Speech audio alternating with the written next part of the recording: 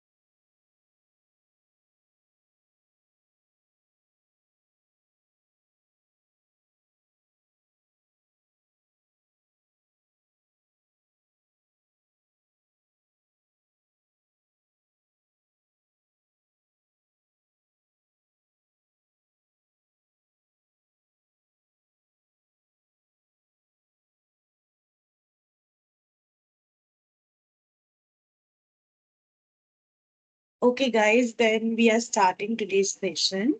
So I guess all of you are done with the weekend project, right? Yes, ma'am. Okay. Everyone have submitted the project. Did you people submitted the project? Yes, Yes, ma'am. ma'am. Yes, ma'am. Yes, Yes, ma'am. ma'am. Yes, ma'am. Okay, okay. Great. So now we'll do one thing.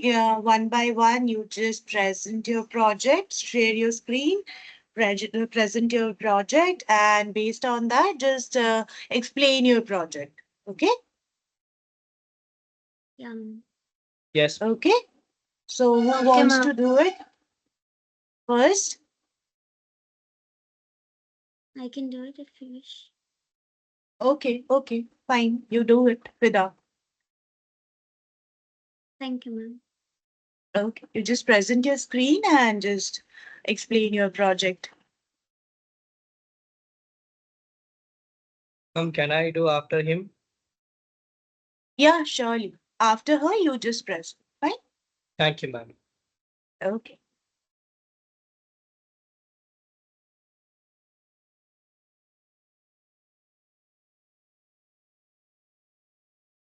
Ma'am, is the screen visible? Yes, it is visible. Please go ahead. Good evening, all. My name is Fida. Ma'am, please correct me if I'm wrong. Sure, not an issue. You go ahead. After you're done, if anything you want to ask or anything is there I want to put in, I will definitely let you know. First, you complete from your end. Right? Yeah, ma'am. Great. So, All the best. thank you. So, today I'll be presenting my project on unemployment rate analysis by region. So, the main objective of this project was to analyze unemployment patterns across US states and the global regions and compare the crisis versus non crisis years. The crisis here was the global financial crisis in 2008 and the COVID 19 in 2020. And the insights I extracted here will be useful for business and researchers and job seekers as well.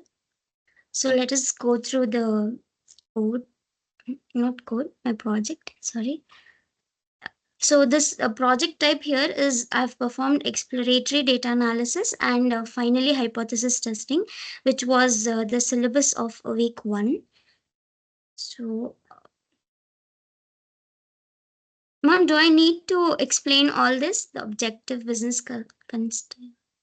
You can just just explain in a word or something like in a sentence or not. You don't have to go in details. Just a simple line that the objective is like this, and you can go accordingly. Right? Okay. Yeah, yeah. Thank you, ma'am.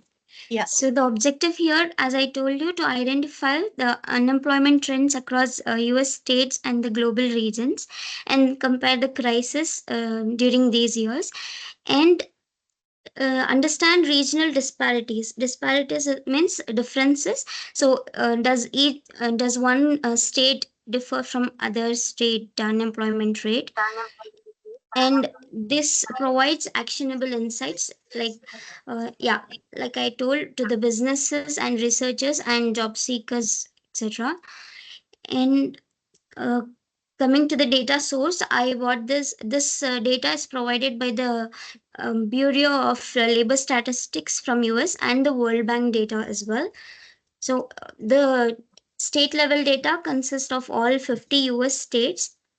It's a monthly state level data of unemployment rate, and the World Bank data consists of unemployment national unemployment rate annually from, and it covers from 2000 to 2024 ideally.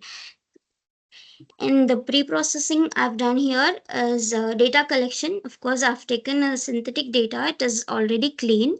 And but still, for a safer side, it is mandatory in EDA to perform data cleaning, like missing values and dropping the unnecessary columns, etc. And feature engineering we did here. Like feature engineering is nothing but using the present data to like to creating it as we want and perform operations on that. Just engineering certain data as per our wish. And the techniques here is univariate analysis. uh, Univariate means it involves only one variable, that the data depends on only one variable. And bivariate is two variables. Multivariate I have not used here because our syllabus was not up to multivariate analysis, so I did not use it here. And then time series analysis means the trend from 2000 to 2020 how it was. And correlation trend analysis, uh, we'll talk about this later. And finally the hypothesis testing. You can go and have a look at my GitHub project here. So let's get into the code. Here, importing libraries. Um, like, excuse me, ma'am, do I have to explain the whole code? No, you can just accordingly go. Don't have to explain the whole code. All right. So, as you all know, NumPy is used for numerical Python operations, to working with arrays, and pandas for data analysis and data frames. And Seaborn, Matplotlib, and PyPlot are for visualization purposes. And here I'm using missing numbers, this to just display if there are any missing numbers, missing values or anything. The next part was importing the data set into Google Colab. Uh, s- so this data set I have taken it as synthetic. I've uploaded into GitHub, and then from there I have imported into Google Colab. And pd.read CSV, this is a pandas uh, from the pandas library we have this function to get the data. Understanding the data, like df1 is here is state level unemployment data, and df2 data frame 2 I have used as World Bank unemployment data. So df dot head will give first 5 rows.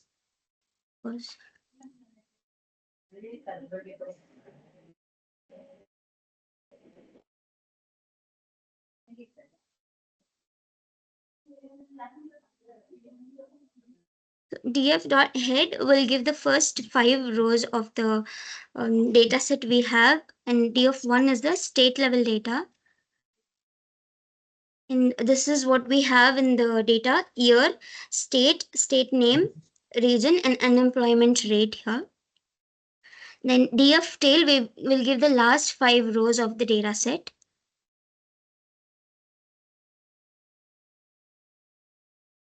Here it is the World Bank data: year, World Bank region, and unemployment rate are the columns. Df dot shape will give the shape of the data set, like how many rows and how many columns. So the state level data has 1250 rows and 5 columns, and the World Bank data has 175 rows and 3 columns. Df dot info will give the count or not null values in the data types of the values we have in the data set. There are 1250 values in every column, and all are non-null. There is no null values, and there is 3 types of data types present: int, object, and float. Same thing goes for World Bank data. Next is we need to calculate the unique values in each column. So n unique is the function we use here. So the df1, that is state level data, has uh, 25 unique values of years, of course, from 2000 to 2024, just 25 years. Then there are 50 states, 15 names, and 4 regions. And unemployment rate, 588 different unemployment rates we have here. And the regions here this is used to display the unique values from the particular column. Region is a particular column, and the unique values there are south, west, northeast, and midwest. Similarly, for the World Bank data, these are the World Bank regions we have in the data set. Now, finding total null values.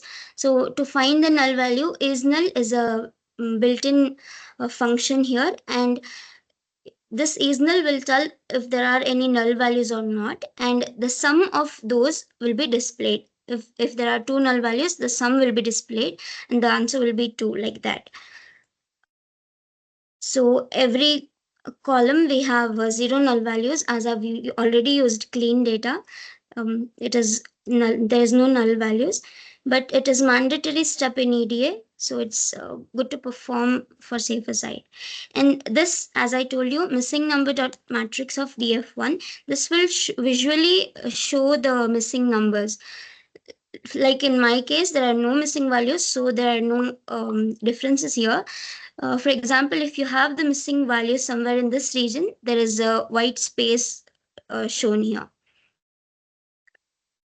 Then finding the total duplicates. This duplicated is also a function in Python, built-in function. It will give the duplicated values present or not, and the sum will give the total number of duplicated values. We've done for both the data set. There is zero duplicates. Now, understanding the variables. Here, this columns dot df dot columns will show the column names we have, the variables we have, and toList will form it into a list.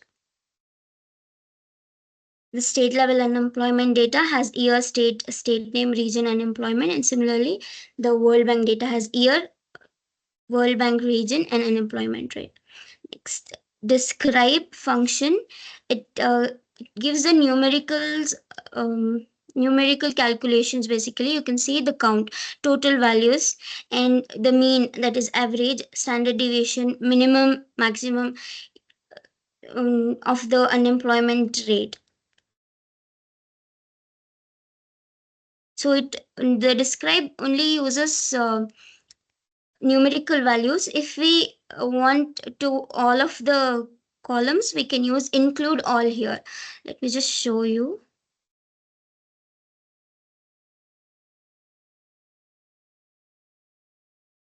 This will give even string values as well.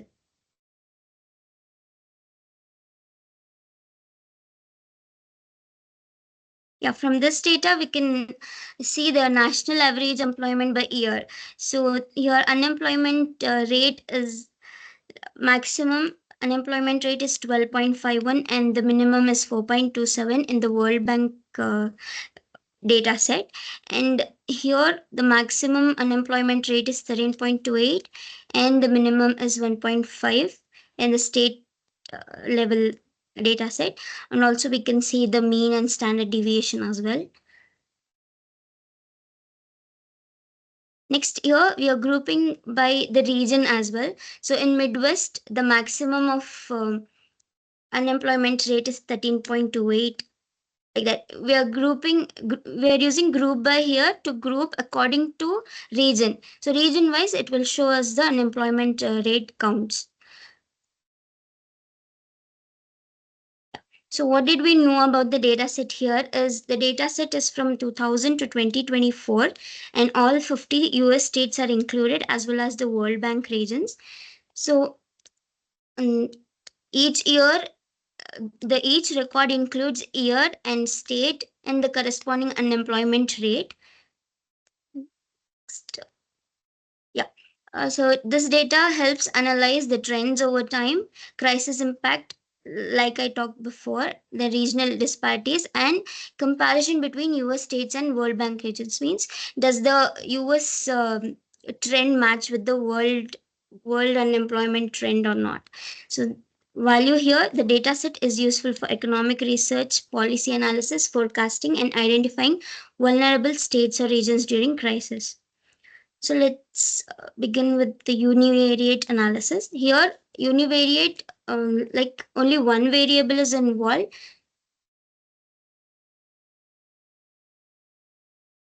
Histogram of unemployment rates. Here, I've used hist plot. from SNS, that is C point.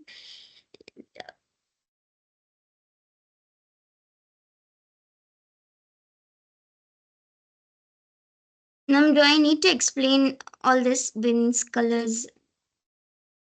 No, you don't have to. You just explain, like just go through the chart and just like the plot, and if there is any relevant insight that you can draw from that, you can explain that. Okay. You don't have to explain the code.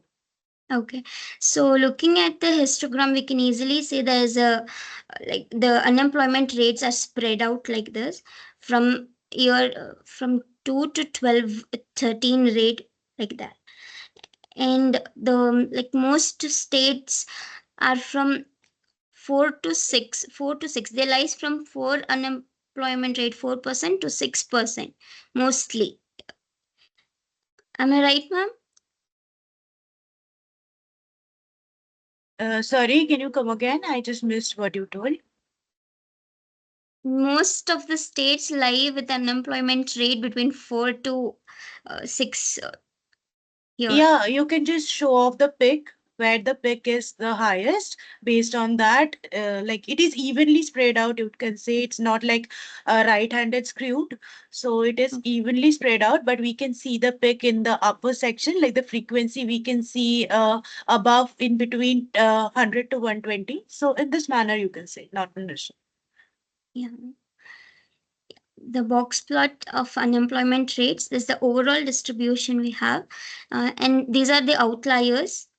Like outliers are having unemployment rates above 10, and by this also we can say that most of the states lie between unemployment rate 4 to 6%.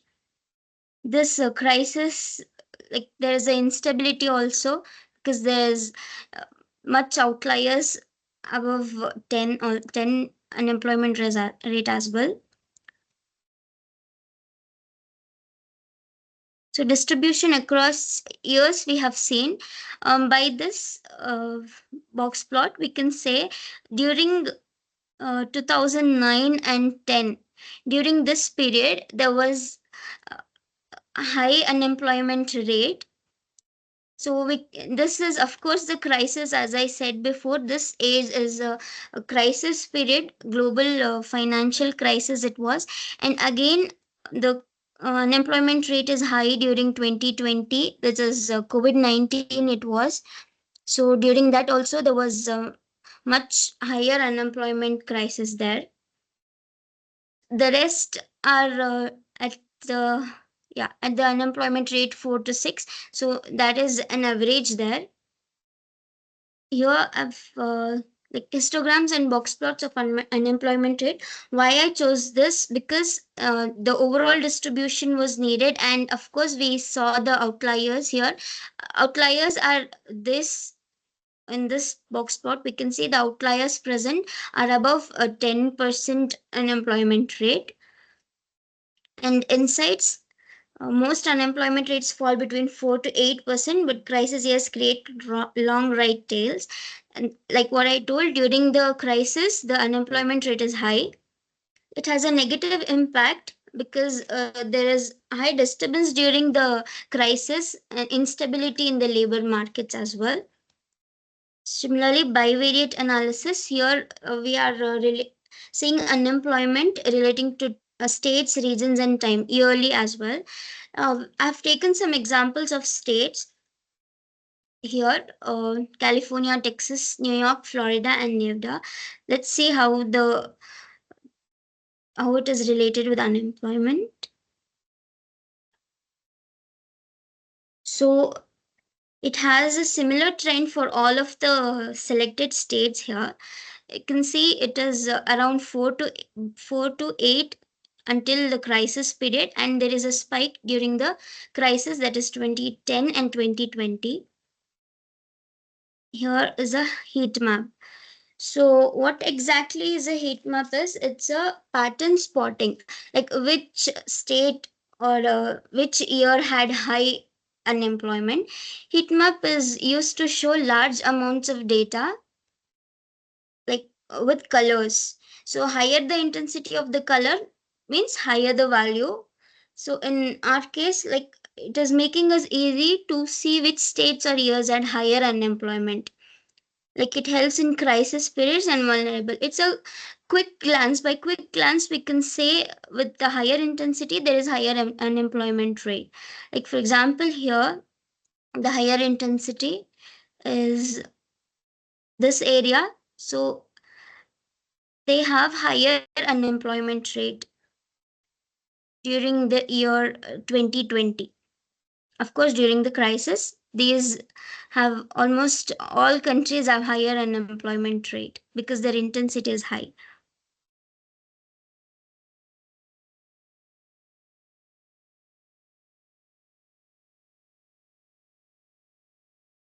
This is a bar plot I have used. This also shows the same average unemployment I have taken here, average of the unemployment rates by states. Every state's average I have taken in 2020. So this they range from 6 to 12 unemployment rate.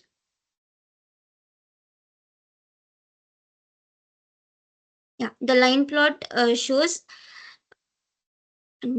they are steady before 2008. So before 2008 it was steady. Yeah, there is a steady data here before 2008, and a spike during the crisis, again steady, and again spike during 2020. So there's a cyclic manner of higher unemployment rates. The heat map insights we get here is Nevada, Michigan, and California face severe unemployment peaks because the higher intensity of colors. We can say these states had higher unemployment rate, and we have a positive impact of the heat map because looking at the heat map, we can find which region is vulnerable to unemployment, and bar chart to rank states by average unemployment.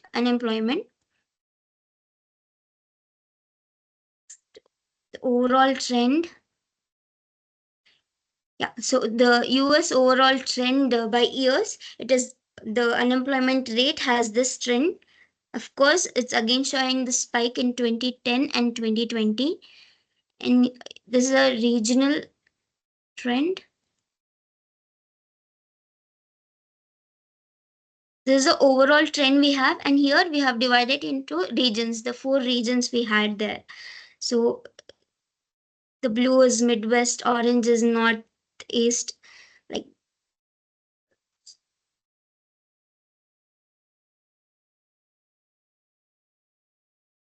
So this is distribution across states. Here, of course, there are outliers here.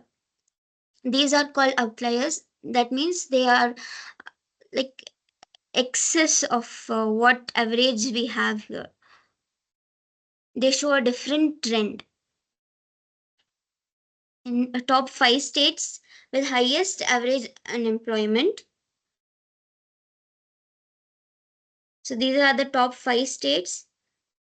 This is average of unemployment, not we are not taking it to 12% or 13%. This is the average unemployment rate I have taken. So it is around 6.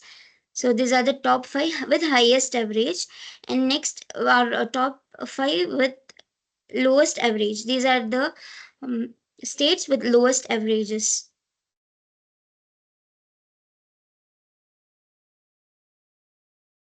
These are top 10 by the averages.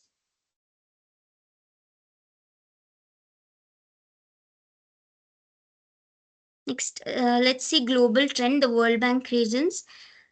Yeah, if we compare the state trend and the global trend, it resembles the same because of the financial crisis, the recession during 2010 and 2020 COVID crisis. It follows the same trend. World regional trends. So according to these many regions, the trend is also same.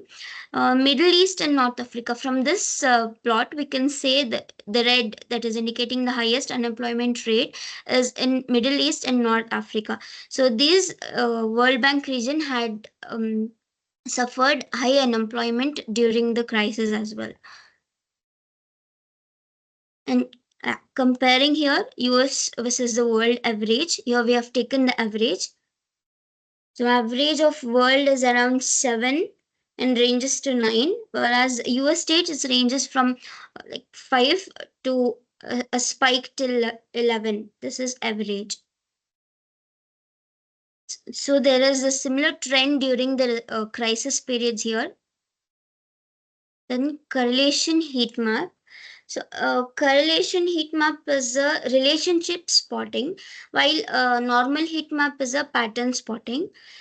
Relationship spotting means like do states behave similarly or they show some different unusual patterns or not. This usually ranges from -1 to 1. Correlation map shows how strongly the variables are related, means if one state's unemployment goes up, does the others also goes up or not? And a correlation value closer to +1 means the unemployment rates rise or fall together, they are mutually related to each other. And if there is a negative correlation closer to -1, they are not related mutually, they move in opposite direction. And if there is zero correlation, there is no relationship between the state's unemployment rate. So here we can see there is a strong relation. They're highly correlated because every like each if one state's unemployment rate goes up, the others also goes up. Am I right, ma'am? Yeah, okay, you go ahead. Okay.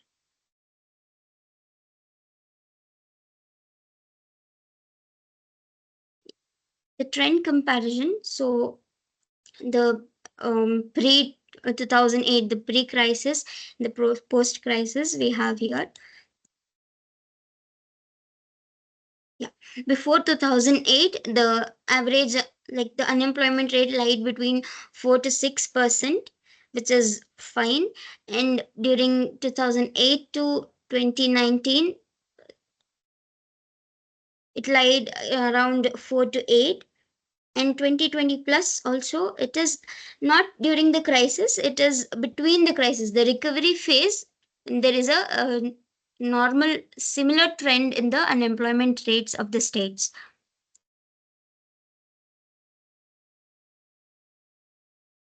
This is a time series analysis. Rolling averages I have taken to decrease the noise. Like it makes a smooth calculation of the yeah, unemployment rate.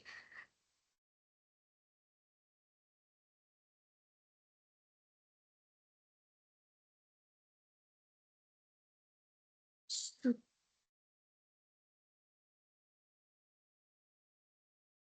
this also shows the particular. I've taken a particular state here, for example, Nevada. So this shows the crisis period and the recovery phase. How is the trend of unemployment rate during that year?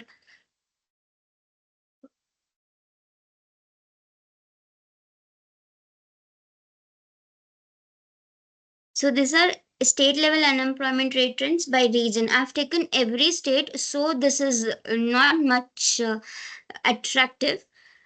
So I kept this example because like using these like will discard our projects. The impression won't be good. We can choose but some particular states and display this as I did before.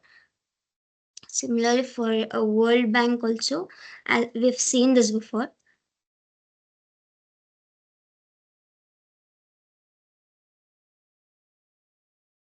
This US unemployment rate, which ranges like this. It's a line plot. Of course, it shows the ranges of the unemployment rate, the variations it shows. This is another way of like showing the recovery phase. avoiding the crisis period. So most of them lie between 4 to 8, what we have seen as the insights before in the histogram.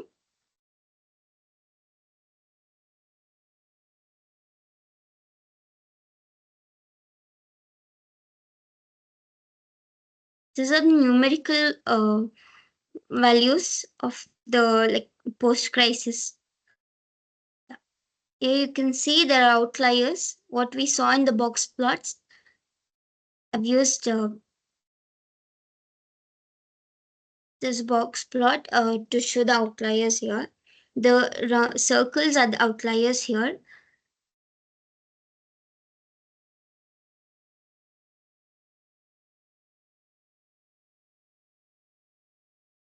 Key observations from ADA here. The unemployment had cyclic pattern as we saw. It was around 4 to 6 during before 2008, and during the crisis it had a spike, and again it was around 4 to 6 unemployment rate. Again during the crisis, 2020 COVID crisis, it had a spike. So there's a cyclic manner. So we can expect again a crisis around 2030. So like such decision can be made, and regional differences exist. Like some regions have a higher unemployment rate, so they are more vulnerable to unemployment.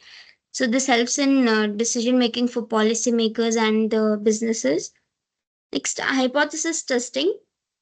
I've taken crisis and pre-crisis as the concept here. So the null hypothesis says average unemployment rate in 2006 to 2007 and 2008 to 2010 is equal. So this is the crisis period and this is the pre-crisis period. The null hypothesis says that they are equal. The unemployment rate pre-crisis and during the crisis are equal. And of course, we saw above it is not equal. There is a spike. Let's see here. And the alternate hypothesis says they are different. There is a higher unemployment during crisis. So, yeah. Uh,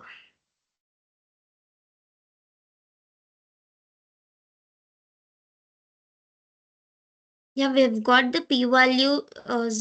It's not exactly 0. It is lesser than 0.01. So this it by default it shows 0 because there is a value set. So, and since the p-value is lesser than 0.05, we reject the null hypothesis and declare unemployment significantly changed during crisis. What was the null hypothesis here is it was equal.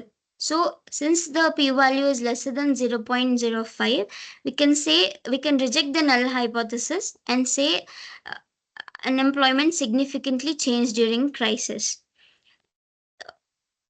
Yeah, here why it is 0, like the true p value is extremely small here, so the python is not printing. So next, the conclusion here. mm, to conclude, we can say, mm, yeah, there, as I told you before, there's a cyclic pattern.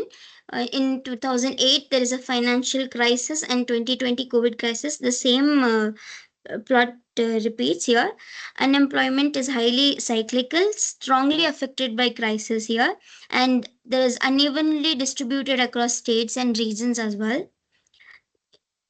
And this statistically testing, that is hypothesis testing, confirms there is a significant difference. We're not just saying by looking at the plots, but also we're getting it statistically, mathematically. And the business negative business impact we get here is the employment stability. The crisis severely harm employment stability. Of course, during the crisis, most of them were unemployed, so the stability decreases. And positive impact is the insights from this analysis can help businesses, um, employers, job seekers, and governments to allocate resources efficiently and design targeted inventions. So that's all about my project. You can have a look at my project through the GitHub link. That's all, ma'am. Anything else? Nice, nice, Vida. It was a great attempt. So, like everything was fine. Just since you explained it, it was really nice to hear from you. But since you are presenting it, like if in the future section you want to like, you are uploading it and anyone else is seeing, just for an advice, after the plots, after every plot, you did it like after univariate analysis, then bivariate analysis. After every plot, you just keep a text section on where you are just putting on the insight, whatever you are gaining it through. Okay, not every plot, basically where you are getting max number of insight you are getting, there you can do that, right? I've And actually added, ma'am. you did it, but you have done it like suppose two plots you did in case of univariate, then combinedly you presented it. Yeah, That is fine, that is okay. But since you are presenting now, we are able to understand, right? But in the future's reference, I am saying like after every plot you have done, like whatever the insight you have got from that very plot, you just keep a note on that. Like just in a text section, just explain what are the key insight you have got from that very plot. Fine. all Rest right, ma'am. everything was Thank fine. you. Okay. Thank you, ma'am. Okay. You can just stop your screen sharing. And next, who wants to please present your screen and explain your project. And Mithun, when you join, can you just let me know when you have joined the this internship program? Since you told I have joined late, can I present on Wednesday? Ma'am, I joined on 21st, ma'am. As per like sir mentioned in the group, like from the company in the WhatsApp group, I joined on Yeah. 21st. Okay. Can I submit Oh, it on Wednesday, ma'am? okay, fine. You do one thing, you just complete your project, and I guess a mail ID has been given to you. You based on that, you just submit your project, and Wednesday you can just present. Fine? Okay, ma'am. Thank you, ma'am. Thank you, ma'am. Okay, okay. And next, who wants to present whose project is ready? Vikram, you Ma'am, was telling, ma'am, can I right? You present? want to present. Yeah, yes, ma'am. Okay, Vikram, you can go ahead and present. And next, who was telling, he can do after Vikram. Fine? Yes, ma'am. Yeah. Can you see here, ma'am? Yeah, it is visible. Yeah. Yes, ma'am. You don't have to explain everything like why like numpy pandas. You don't have to explain everything what Sure, you ma'am. did, what is the objective, and then if you have done any of the pre-processing that you explain, and you go ahead with the like basically with the EDA part you have done, then you can go ahead with that. Fine. Yeah, sure, ma'am. Okay, okay. Please go Okay. ahead. All the best. Uh, yes, ma'am. My name is Vikram. I'm from Tamil Nadu. So today is my project is stock price movement for tech giants. So here I collected data from Kaggle and Yahoo. So first of all, we need to take the header file and we need to prepare the data. So here I have been adjust the plotted the columns open, higher, low, and close, adjusting the lower volume. And I created those openings slides that used to predefine the X sequence and Y sequence. And here I used the method name called long short-term memory. This is called LSTM model. So this model can exactly predict schedule can exactly predict the value for next 30 days prediction. That will be help to analyze the stock prices and the stock movements and the stock behaviors.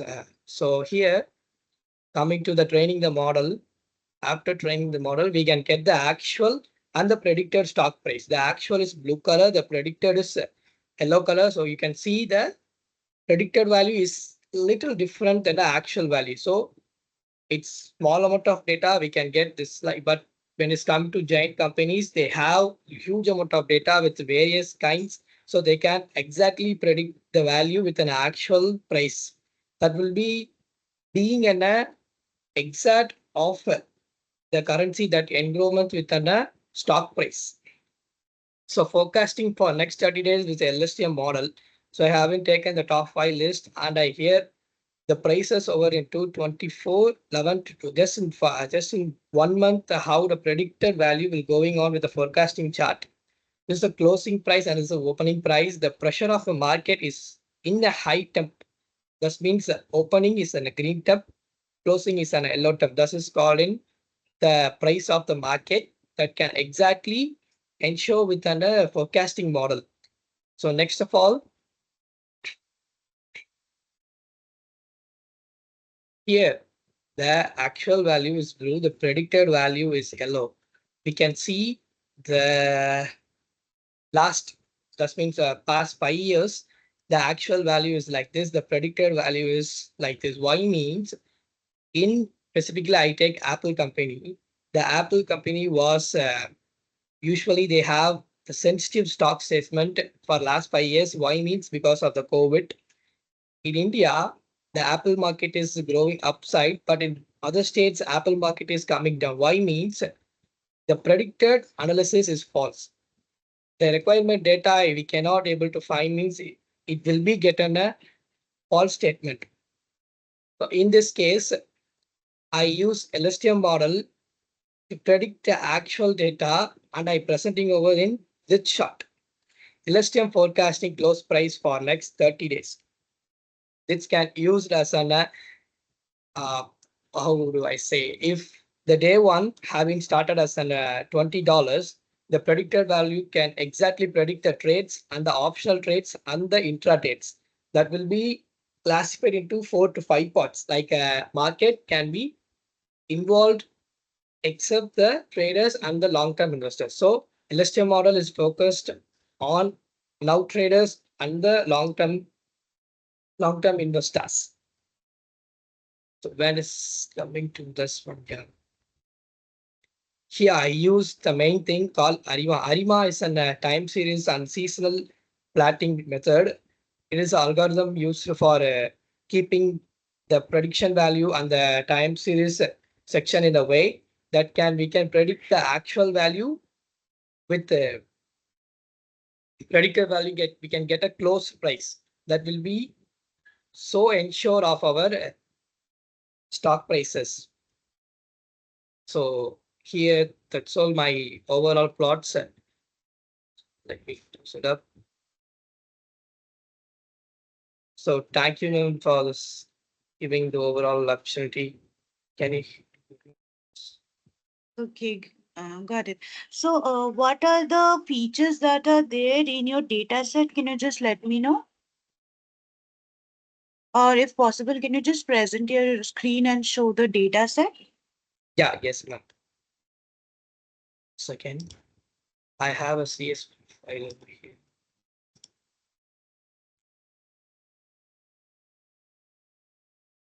Yeah, can you see him? Yeah, okay, fine. So you Open. did stock price movement for tech joints, right? Yes, ma'am. And then the prediction value with the LSTM model, ma'am. Okay, okay, fine, got it. What is the reason of choosing LSTM?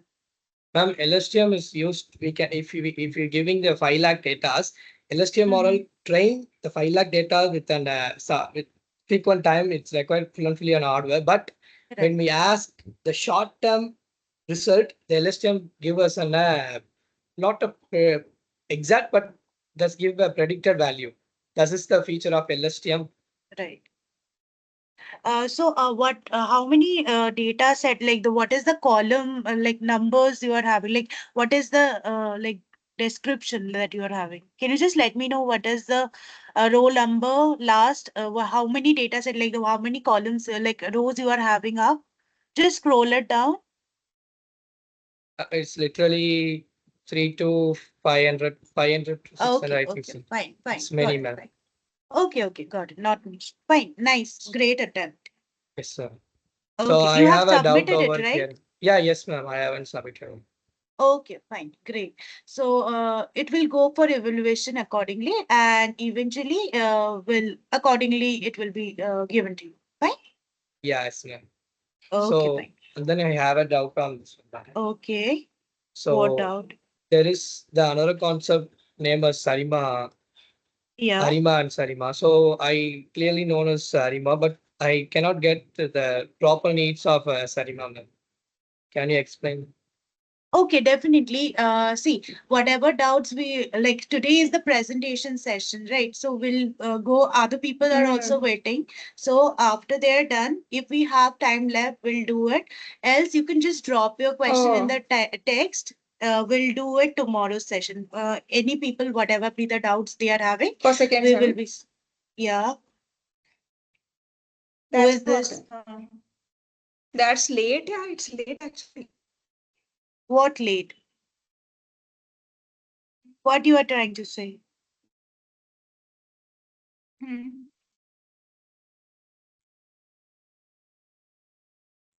So who wants to explain next? Can just show up. Ma'am, can I share the slide? Okay, fine. Oh my. Actually, for me, it's happened. Ma'am, Okay. I By have next year, little doubt, August ma'am. semester. Hello, who is this? Like many people are speaking at the same time. I'm not getting. Shrija, what you are saying, I'm not understanding. Your voice is breaking, Shrija. Hello, ma'am. Yeah. No, I Ma'am, I have depends. just joined It is on the this, video second, ma'am.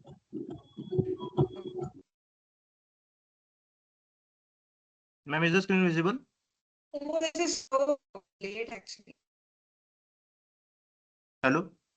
Hello, ma'am. Yes. Mhm. So I have just joined on 22nd, ma'am. So Sorry, your when voice should is I? not coming properly. Can you speak a bit up, please? Hello, ma'am. Good evening. Yeah. Yeah, Am I yeah. Tell. audible? So I just joined on 22nd, ma'am. I have just attended one class. So Okay. when should I submit the project, ma'am? Okay, you just go ahead, go accordingly, and based on that, you can just like within next 2 days, you complete your project, submit it, and uh, like someone, I guess Mithun, he was also telling the same. So he will be presenting on Wednesday. You can do the same accordingly.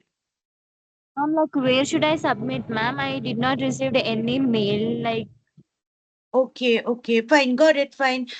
So anyone having the mail ID for submission, so can you please just put it in the chat so that who don't have any access, they can just have that.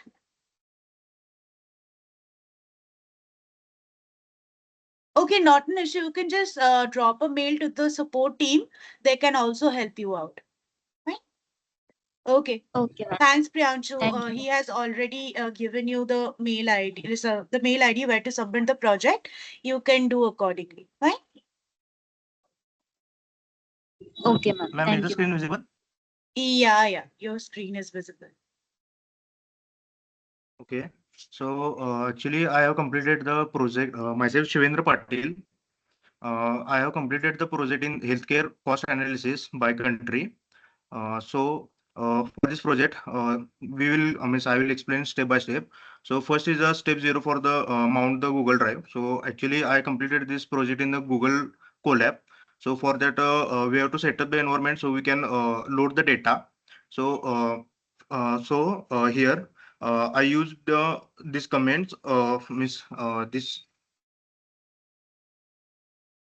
I use this command to load the to connect the Google Colab with the drive, and then here the step one is to explore the Google Drive with the OS. OS means the actually is the OS is a Python operating system tool, so that I used here. So it led us to see the inside the folder, the list files, create folders, etc. And here we can using it, we can walk through the our drive and locate it. So for that, first I have to import the OS and then I have to list everything inside my drive. So here it is here in the first command, I have connected the the content with my drive. And then these are the folders which are on my drives. You can see here. So after this, I have tried to open the next folder is the Google Colab. And after the Google Colab, I try to open the GNCIPL folder.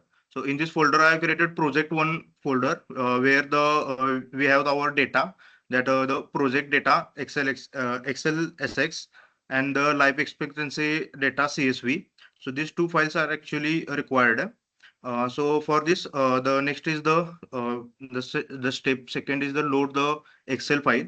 So here I imported the pandas, and using the pandas, I first find my file path. So after getting my file path correct, then only I can load my Excel file. So here then I use the command to load the data, and this here we can see the loaded data is correct or wrong. So for that I use the command df.head. So also I put some explanations like the why OS. So it's like imagine you lost your book in a cupboard and you open the cupboard. So then each drawer each box until you find it.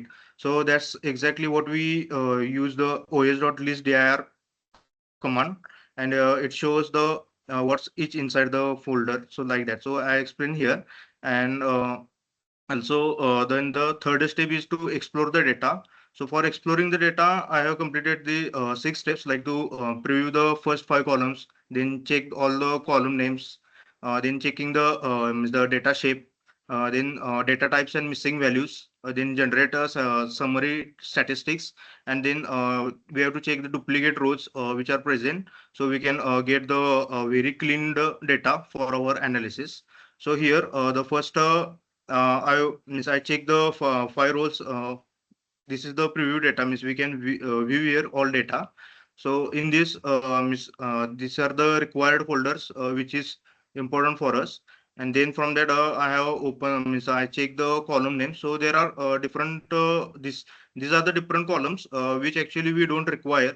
So also I have to clean for that. So then the next I have to means I check the data set shape, means the we have to check the dimensions, means how many rows are there and columns are there.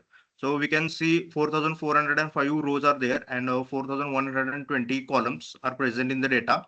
This is data for the means the ghd.xlsx xlsx file. So that data is represented here. Then I have to check the data types and missing values. So here after running the command print information, I get that there are total 4,405 entries, and columns are 4,020, and there is a data types like the float, integer, and object. So like this, and it's showing the memory how much it is used. So like that, and then I have to describe the quick statistic summary. For getting the quick statistic summary, I use the print df dot describe to see what is actually in my data. So here I came across the count, mean, standard deviation, minimum and maximum values present, and percentiles. So here next step I have to check the duplicate rows are there. So I checked actually I have mentioned everything using the text section. And I this way to getting the result. Number of duplication data set are zero. So it shows there is zero.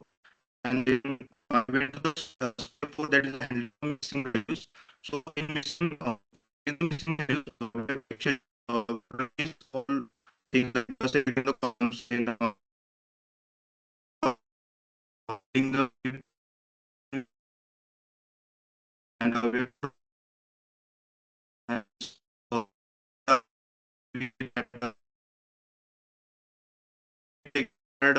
uh, columns for Devendra, your getting voice that. is breaking. Okay, fine, fine. Now it's fine. You can carry on. Your voice was Yes, ma'am. breaking before. Okay. Okay, so then I have to check the missing values in the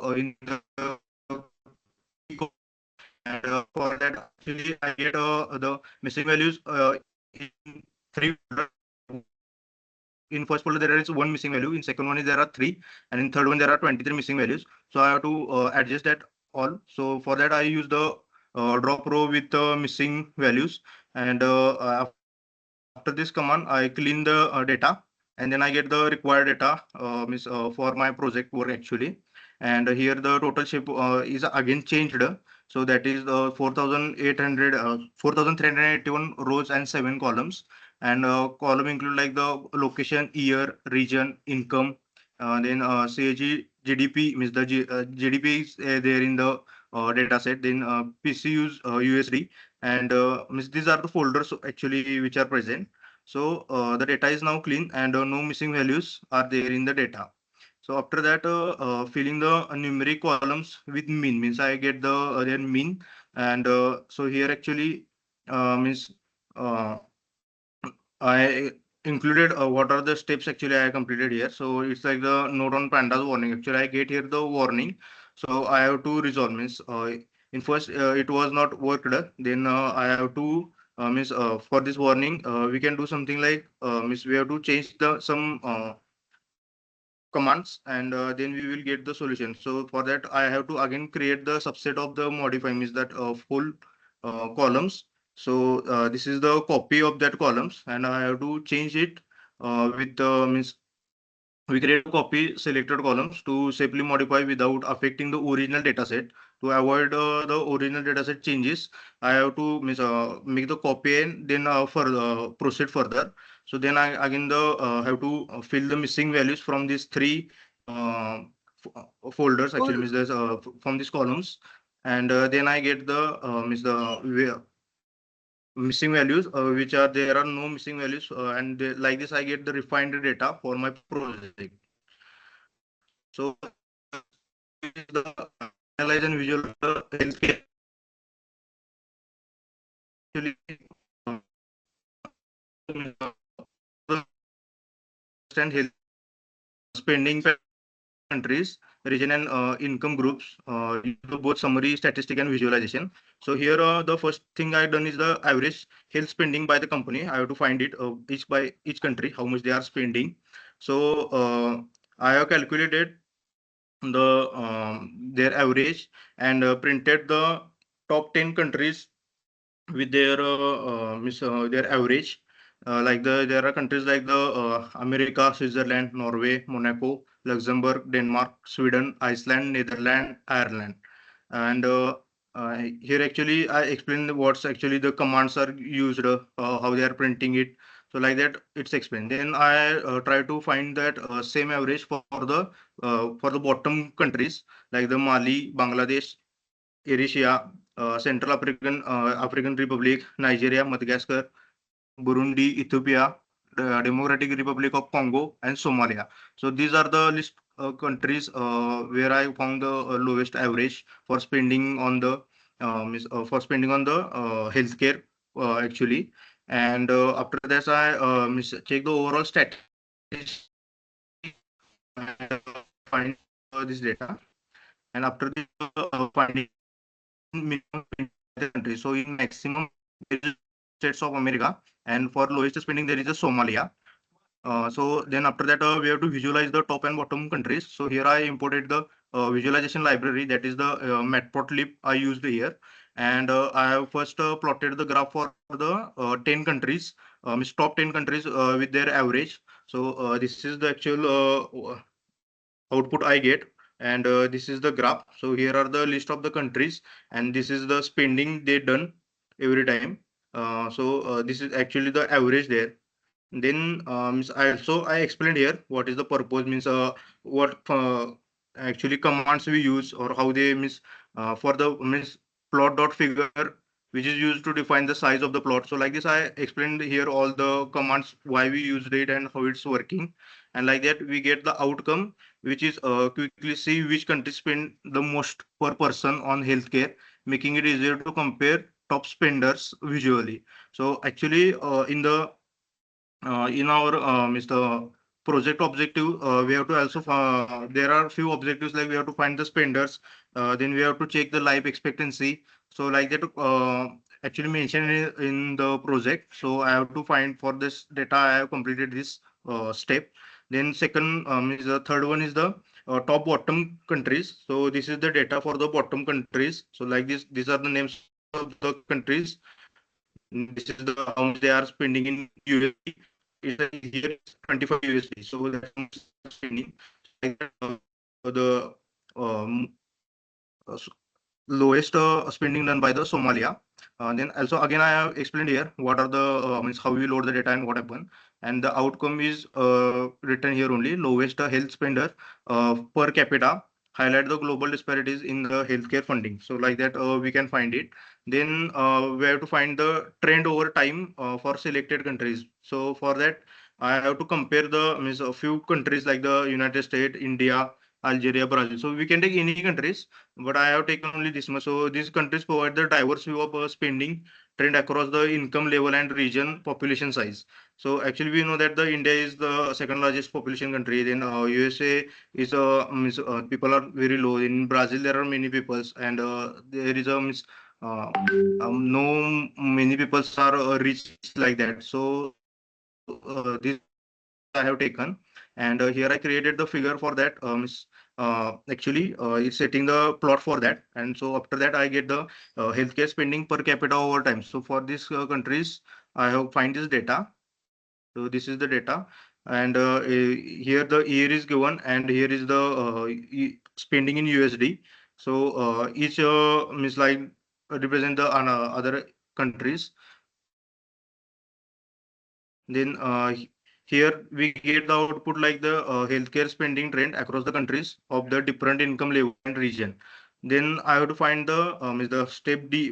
In fifth step, the D is that average spending by region and income group. So I calculated the graph for the region. So this is the graph. So here the region is given like the in Europe, then America, like this. And here is the average spending in USDT, sorry, in USD. Then we have to calculate the average health spending per income group, means how much they getting the income. On that, I also calculated it. So this is the result I get. So average healthcare spending per capita by income group. So means the higher income group, then lower income group, and then lowest. So like this graph represent it.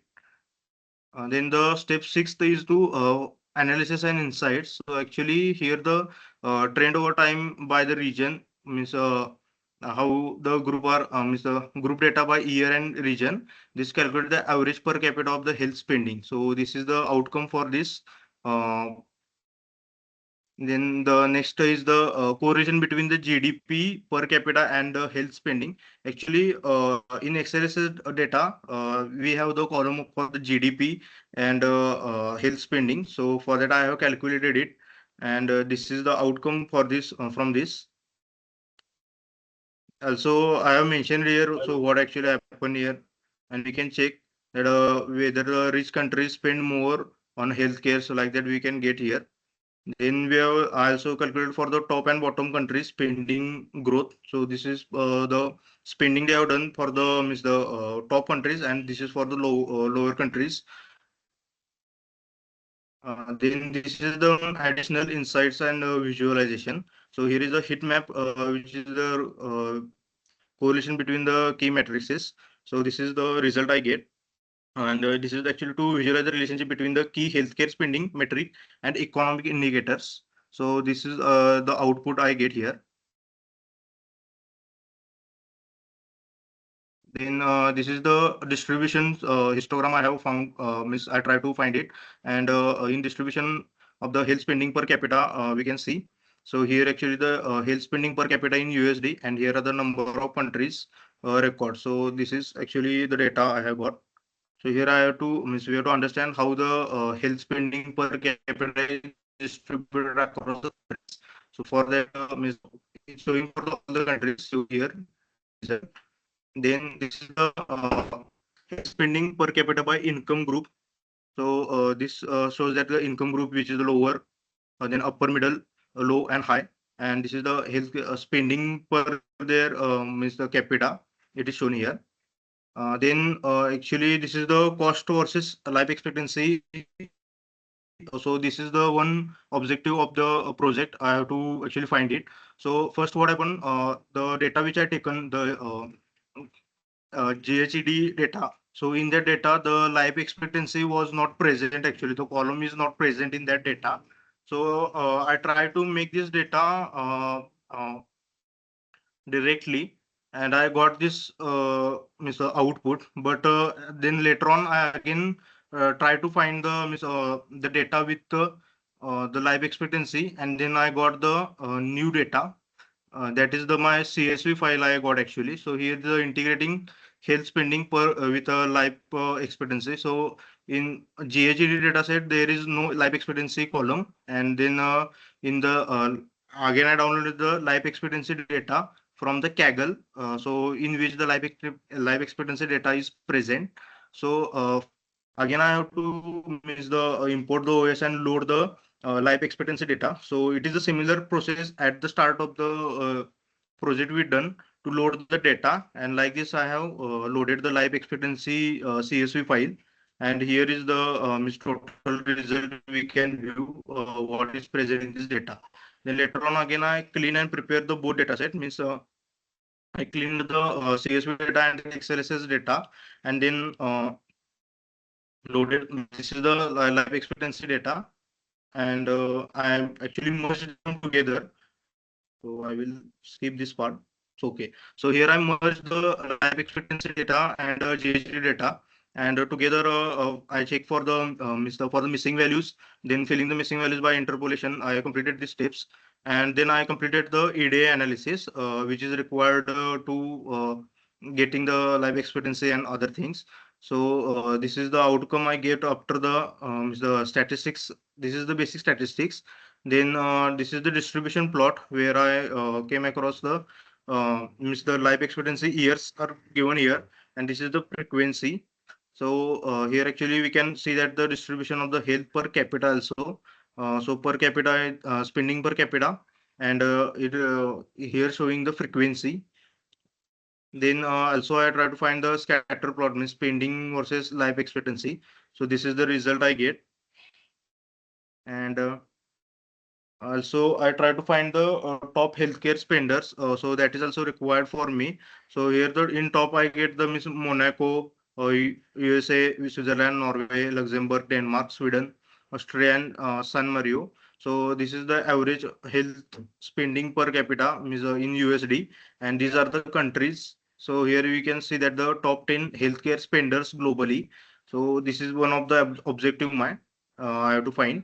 Then here I perform the simple regression to quantify the effect of the health spending on life expectancy. So first I have to import the libraries. So for this I use the NumPy and sklearn.linear. Means I imported the linear regression here, and from this I fit the linear regression, and I get this the intercept and slope. So from further I make the prediction for the plot regression lines. So this is the data I get, the linear relation for the life expectancy versus health spending. So here we can say that the spending per capita versus the life expectancy in years. So here actually I get the R2 score, which is the lowest. Means we can say that the R2 score is 0.30, means that about 30% of variation in life expectancy is explained by the spending per capita alone. So actually the 30% is too low. So again I have to use the log transform the regression here, and from that I try to find the remaining. So here actually I get the R2 score as a 0.64, which is the better than the previous one. And so this is the my final output for the life expectancy versus health spending. Ma'am, my presentation is the completed explanation. Okay, okay, got it, fine. Just one thing, why you like you did the whole thing, then again, what issue you faced, then you again combined it. I didn't like at that point your voice was also breaking. I didn't get what exactly is the issue that you again started it off over. Actually, what happened, ma'am? I have first taken the GHD data set in which Okay, the life expectancy column was not present. okay, But I completed the other steps. Miss, what happened that GHD also a few points are important in that data, and mm-hmm. only for the life expectancy data again I have to download it from the Kaggle. Okay. So what you did for that?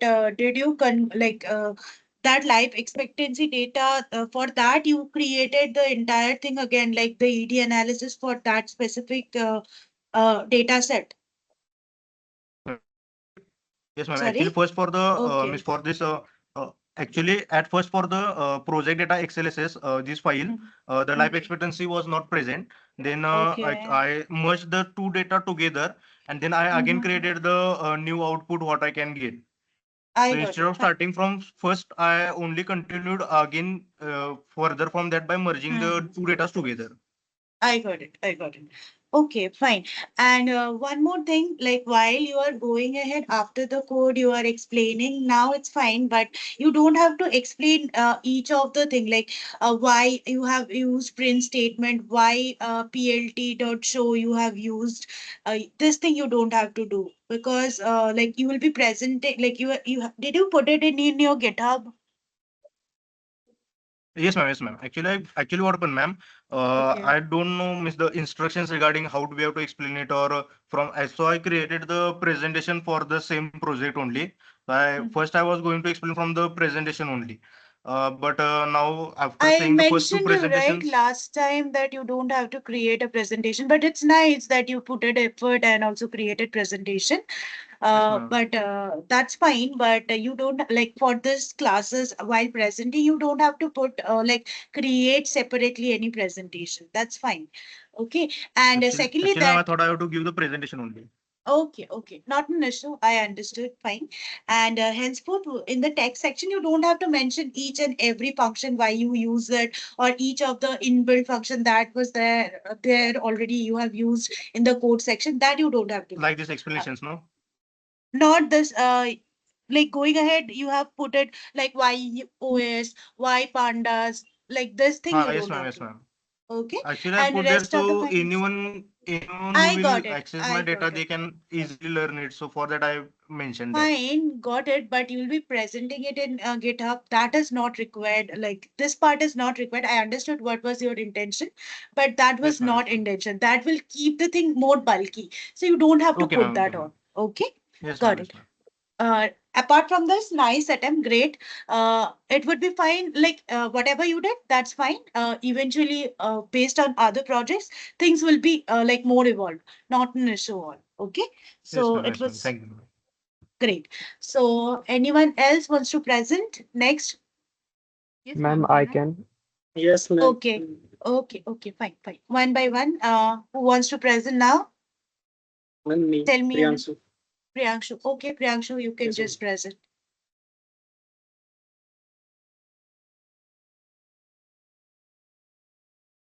My screen is visible. Yes, it is. So myself, Priyanshu Negi, and my project is titled Cyber Attack Trend by Sector. It is an EDA, like exploratory data analysis project. The goal is to analyze cyber incident across the industries, detect patterns, and identify which sector and attack vector are important most at risk. The dataset contain the 3,000 incident from 2015 to 2024, which detail like attack type, industry, sector, financial loss, attack source, vulnerabilities, and resolution time. So this is my GitHub link. Let's start the EDA session. So firstly, I started by importing three libraries. Second, the dataset information. Here I loaded the dataset. It has 3,000 rows and 10 columns. The column include year, attack type, industry, financial loss, number of affected user, and resolution time. As you can see the output here, and these have the 3,000 entries, which is 0 to 2,999. And the column are country, year, attack type, target industry, and financial losses in million, and number of affected user and attack source, security vulnerability type, defense mechanism used, and the incident resolution time in hours. So the second is dataset description. And this describe the numerical column like financial loss, affect user resolution time, showing average, minimum, and maximum. It helps understand the scale of incident. Like we have mean, count, standard deviation minimum 25%, 50%, 75%, and the maximum, which include the year, financial loss in millions, and number of affected user and incident resolution. Second is the information about our column. Like in column present in the data sets are country, and you can see here, and the date, and this display the list of all the column and their data type. For example, year is an integer, and the attack type is categorical like object, and financial loss in numeric like integers. So second is the total number of incident, which print the total number of incident like using the len function, and the number of column like shape of data set. So which include the number of rows have 3,000, and the number of column have 10. So second is the incident by year. Here I counted the incident by year. This shows how cyber incident have been distributed across the period 2015 to 2024. Second, the reading the data set. It showed the reading data and data set, and the top 5 data are here. Then the top 7 targeted industry. The top 7 targeted industries are printed here. We can see the industries like IT, banking, healthcare, and retail, education, government, telecommunication. These are the 7 top industries which are most targeted industries. And the type of top 6 attack types are here. Include ransomware, malware, phishing, SQL injection, DDoS attack, and man in the middle attack. These are the most common cyber attack. After that, the average financial loss. This calculate the average financial loss for each attack type. It shows which attack caused the most damage financially. For example, ransomware usually has higher losses. After that, the most common attack uses and most common attack sources. This list is common source of attack such as hacker group, nation state actor, and insider threat. The the number of duplicate values or missing values. I checked that for duplicate and missing values to ensure data inequality. There are very few duplicate and missing entries, and then the unique values. Then the main goal is to visualize explain the analysis attack vector. So the first chart explain. This bar chart show the top as very common, and man in the middle attack as SQL injection and ransomware are also significant threat. And here are insight from the above chart. On distribution of attack, DDoS attack, this chart display the frequency or distribution of different cyber attack methods, so which attack vector are most commonly used by threat actor. And the common attack vector are DDoS, phishing, man in the middle, and SQL injection. So after that, the year-wise analysis of top 6 attack vector. This is the chart. So the insight from the data, the ransom and malware are most frequent attack type. The number of incident and ransom are malware and has been consistently higher than the other 3 attacks throughout the over the time period from 2015 to 2024. After that, the analysis attack by sector and year. This first chart show the attack according to the sector and the year.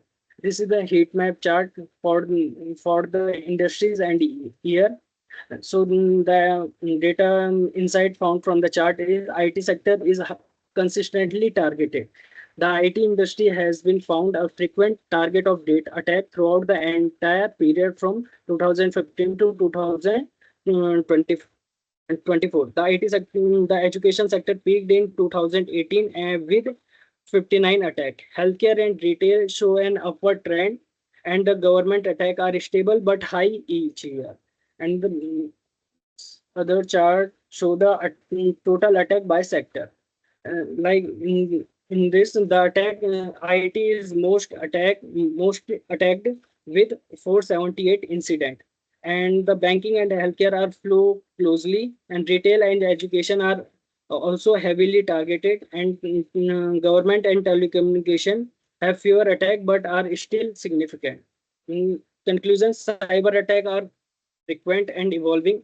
IT, banking, and healthcare are the most target sector. Ransomware and phishing are rapidly increasing. Attack sources are diverse from hacker group to nation state. This analysis highlight the need for industries to prioritize cybersecurity investment and resilience strategies. Thank you, ma'am. Okay. Okay, nice. It Yes, ma'am. was. Okay, you can just stop your screen sharing. So Okay, ma'am. the first thing is, see, now there are around 54 people left, like 54 people altogether in the meet, and everyone can't get it. Is like we do have a time span, right? So it's not possible everyone to present at this moment. So for this, you do one thing, you just open your Zoom. Share your screen up and accordingly explain the project who are left actually, so who are already left to present, so they do this thing, like open up your Zoom, then just share your screen and record the video, like your explanation video. Your camera should be on, or if you want, you can close it also, but if it is on, that would be fine. Okay. So you just explain everything, and just like down after you are done, you just stop your screen recording. Automatically the thing will be like whatever you have recorded will be saved in your system. And you just when you'll be submitting the project, along with that you just attach that video part, and based on that we can go ahead, because now also there are 54 people in the session, and we do have a time limit, so giving everyone a chance to present, that is not possible, right? So hope you people understand, right? Understood what you need Ma'am, to do. what if Yeah. we have submitted the project Yes, ma'am. earlier? Can we add the Yeah, video yeah. as in reply? Yeah, definitely. In reply, you just add that. That would be fine. Not an issue. Okay, Okay? ma'am. Thank you. Okay, fine. So, as of now, today, Ma'am, can you repeat again? sorry. Ma'am, Yeah. can you repeat again? I have not heard about. Okay, fine. So, after you are done with the project, you do one thing. You just switch to your Zoom account, like Zoom app. From there, you just like turn on your camera, or else you can't also, based on your preference. You just do the screen share and also do the like recording option on. Okay. So based on that, you explain, like scroll it down based on your project, and just explain your project thoroughly. Fine. After you are done, you just switch off your recording part, and the recording will be accordingly get downloaded, like converted and downloaded. Along with your project, you just attach that video file and just submit it. Fine. Okay, ma'am. Because Thank you. understood? Everyone Yes, understood? ma'am. Okay, fine. Yes, ma'am. Yes, ma'am. Sorry. Okay, fine. So we'll stop today's session here. Okay. Excuse me, And ma'am. from, yeah. Ma'am, what should be the video length? Like it should be around 3 to 5 minutes See, or longer. no, not like that. 3 to 5 minutes, no one can like explain any project in 3 to 5 minutes. That is not possible. You take your time. If it is Okay, 10 ma'am. minutes, like it should be in between 10 to, if you are taking it 40 minutes also, that is also fine. But explain it thoroughly. Fine? Okay, ma'am. Yeah. And okay, and from we are just wrapping up our session today here. Okay, and based on that, tomorrow we will be going ahead, and whatever be the agenda, we will be discussing and we'll move ahead. Fine. And Prothumuddi Devashish Sai, you have shared your collab file. First of all, that is not accessible from my end, because you need to give permission to me to see to it. That is first thing. So you do one thing, you just submit it as I told you. If you have already submitted, in reply, you just attach the explanation video. So based on that, you can do that, and whatever be the evaluation part will be taken from that part only. Fine? Clear?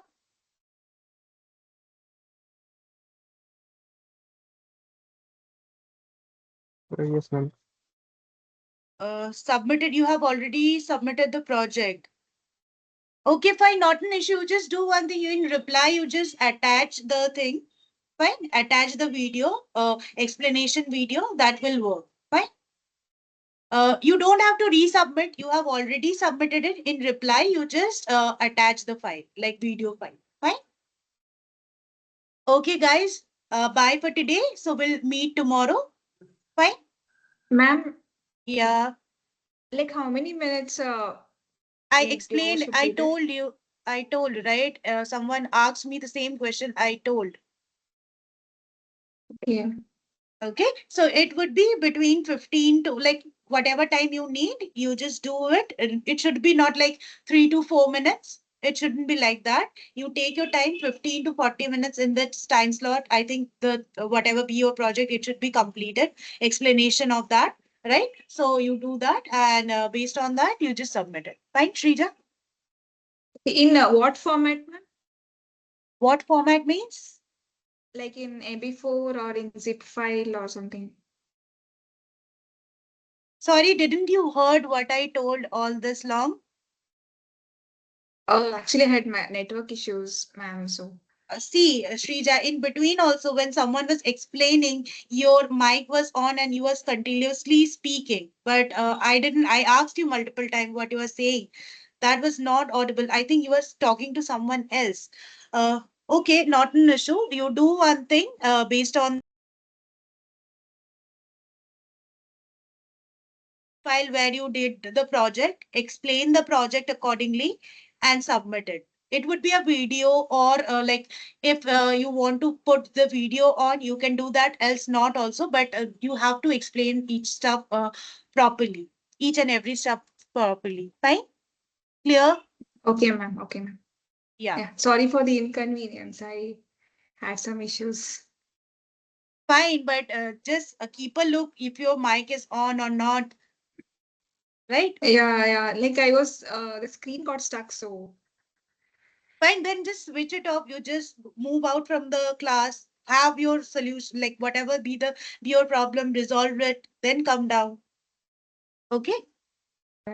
yeah, I'll not Okay, repeat this, ma'am. Sorry. fine. Yeah. Okay. Thank you. Thank you. Yeah, okay, fine. So it's not mandatory you need to do it in Zoom. Any of the application where you are comfortable in, you can do that. Since Zoom is, most people have the access to Zoom, I told it in Zoom. Because I already given the present. Okay, Priyanshu, you have already given the presentation. Who have already given the presentation for this session? Those those person don't have to do it. Fine. You have already given the presentation, so you don't have to do it. Rest, I am talking about the rest of the people who haven't done it. Fine. Okay, guys, clear everything? Yes, ma'am. Yes, ma'am. Okay. Okay, great. Yes, Yes, Great. ma'am. ma'am. Okay, so we are wrapping up today's session here. Okay, and tomorrow we'll again meet, and based on that, what would be the agenda for this week, we will discuss, and accordingly we'll learn together. Fine? Yes, ma'am. Okay. Thank you. Bye, Yes, guys. ma'am. Bye. Bye, ma'am. Bye. Bye. Bye. Bye.